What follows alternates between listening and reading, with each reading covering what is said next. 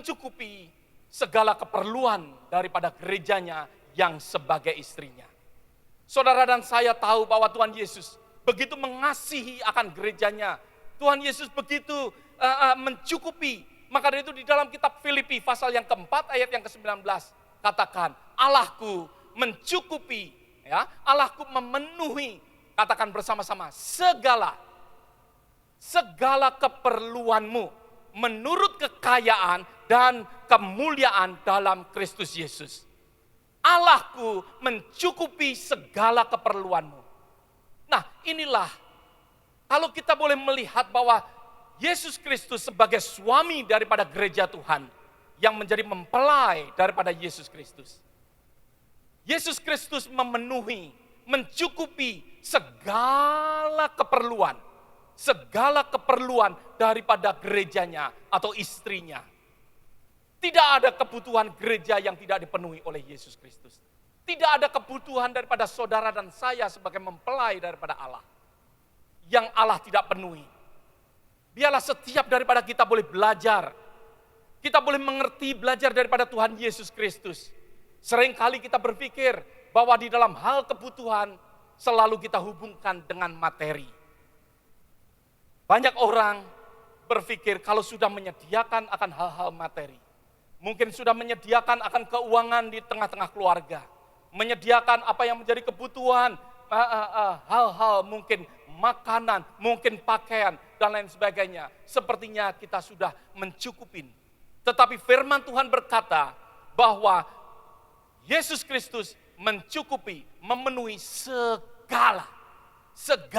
Nah, kita akan belajar bersama-sama memenuhi kebutuhan yang Tuhan Yesus lakukan, yaitu sampai dalam tingkat melayani sesuatu hal yang kecil.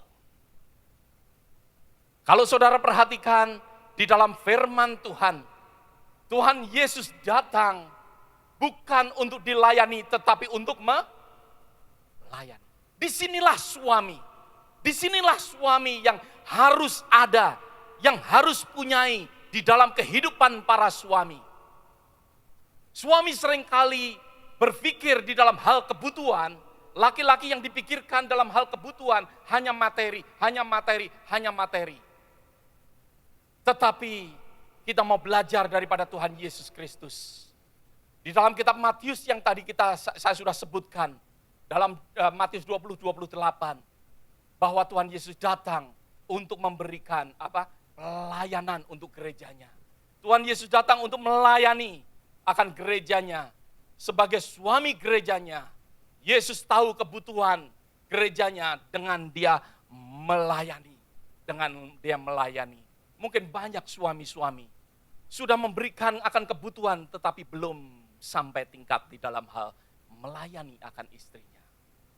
Kita belajar bersama-sama untuk kita bisa melayani akan istri kita, melayani akan pasangan kita.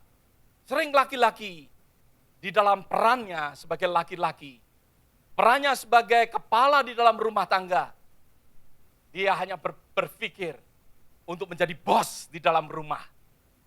Mungkin kita berpikir bahwa aku adalah kepala rumah tangga. Betul, saudara adalah kepala rumah tangga. Mungkin kita berpikir ataupun berkata, aku kan yang cari duit, aku kan yang menyediakan semuanya. Betul, mungkin saudara yang menyediakan, saudara yang mencari duit. Tetapi firman Tuhan berkata, tidaklah demikian di antara kamu. Barang siapa ingin menjadi besar di antara kamu, hendaklah ia menjadi apa? Pelayan. Kalau saudara membaca di dalam ayat, tadi saya kutip pasal 20 Matius, ayat 28, maka itu kalau di dalam ayat yang ke-26, Tuhan Yesus katakan, barang siapa yang mau menjadi yang terbesar, harus menjadi apa? Pelayan. Harus menjadi pelayan. Menjadi kepala di dalam rumah tangga berarti melayani.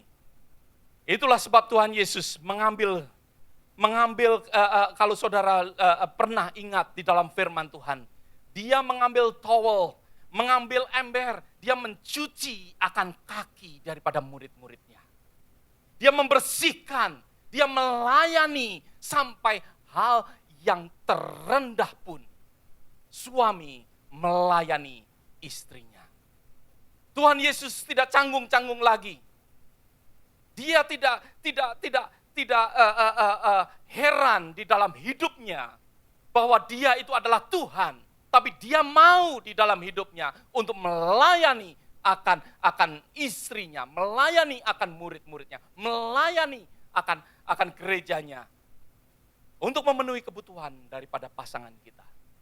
Untuk memenuhi kebutuhan daripada istri kita. Kita haruslah melayani. Harus mengambil inisiatif. Laki-laki suami harus mengambil suatu inisiatif untuk menyediakan kebutuhan dengan melayani, dengan menjadi hamba. Dengan menjadi hamba, kalau saya boleh katakan. Berapa banyak ibu-ibu katakan amin? Amin. Takut dengan suaminya. Izinkan saya berbicara dengan suami saudara. Saya sendiri juga berbicara untuk diri saya sendiri juga. Karena firman Tuhan berbicara, tidak hanya untuk satu orang, dua orang, tetapi berbicara untuk semua orang. Firman Tuhan berbicara untuk saya secara pribadi juga. Jangan senang dulu ibu-ibu, karena di dalam firman Sarah memanggil siapa? Abraham, Tuhan. Ya, tapi saya tidak membahas akan hal ini. Saya banyak berbicara tentang hal laki-laki. Ya. Di dalam 1 Petrus pasal yang ketiga. 1 Petrus pasal yang ketiga. Ayat yang ke-7.